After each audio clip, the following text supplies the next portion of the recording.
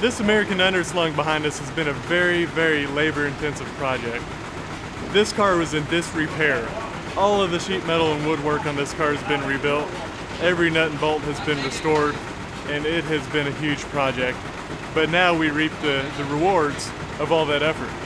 Mr. Coker, the owner of the car, came down here for the first test drive, and he is fired up. He has a huge collection of cars.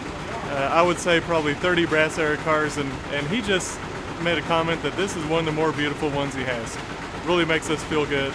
It gives us a sense of accomplishment. But you know, let me tell you, this car is a very fine automobile from the brass era. It's really ahead of its time. It was a sporty car, and you stand back and look at it, and it has a touch of luxury too. I'm really, really impressed with the quality of work that our guys did. Richard and Delton, they did a lot of fabrication and assembly. Hal did the mechanicals and the tune-up. Jonathan did paint work. Of course, you saw the video with Howard that did the striping. It's a big team effort. I don't want to leave out Keith. He wrestled around on the brakes and the wheels and tires for a lot of time. These clinchers are rough, but we have had a huge team effort on this project, and it came together to what you see behind me now.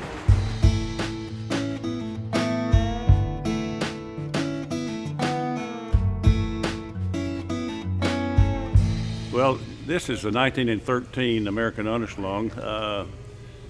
I have always liked the styling of the Underslung because they're really, really low on the ground.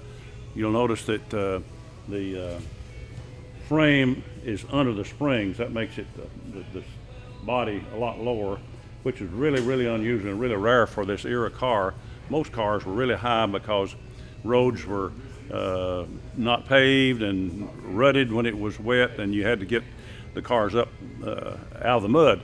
But this car was different. It's just a lovely styling. You notice that the radiator is actually lower than the front fenders, which I think is really unique in the styling of the automobile. Beautiful, beautiful styling. I've really enjoyed working with Honest Charley Garage on this restoration. This particular car is just absolutely done flawlessly. I can't find anything that's wrong with it. It's just absolutely gorgeous. I think the color scheme is gorgeous. The choice of the leather is gorgeous. It's just a absolutely beautiful car. It's just I'm just thrilled to death with how it's turned out. This particular car is just a lot of fun to drive. I drove it quite a lot before it was finished, and it really runs great. It turns a lot of heads going down the street when you go down the street. It's just such a unique color scheme and unique styling, and the quality of this restoration of Honest Charley Garage is just well, you can see for yourself. It's just absolutely gorgeous. These guys have done a fabulous job on it. There's not a fly speck anywhere that I can find. It's just beautiful. You know, I'm 83. I don't know whether I've got another project left or not. No, I do have two more projects. I have a 1912 Thomas Roadster, one of maybe, I'm not sure that there is another Thomas Roadster out there. I haven't found one. Somebody that sees this video probably will call me and say, oh, I know where there's a Thomas Roadster. I'd like to know about it.